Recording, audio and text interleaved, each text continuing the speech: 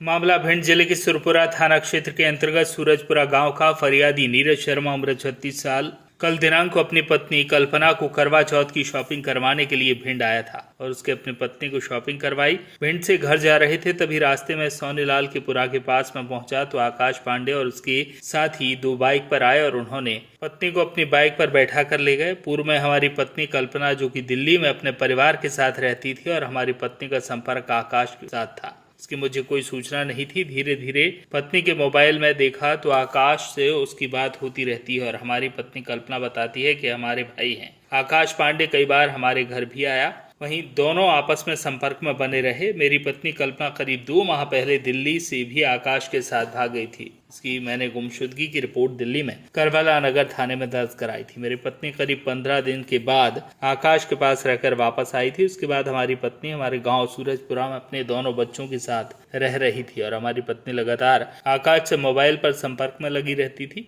आज कल्पना आकाश के साथ में स्वयं अपनी मर्जी से चली गई। इसके बाद मैं थाना सुरपुरा में आकर अपनी पत्नी कल्पना की गुमशुदगी की रिपोर्ट दर्ज कराई। जब इस विषय में सुरपुरा थाना प्रभारी से बात हुई तो उन्होंने कहा कि फरियादी के द्वारा आवेदन दिया गया है और हम मामले की जांच कर रहे हैं। जो भी तथ्य सामने आएंगे उन पर कार्रवाई की जाएगी। भिंड से श्याम सुंदर उपाध्याय की रिपोर्ट।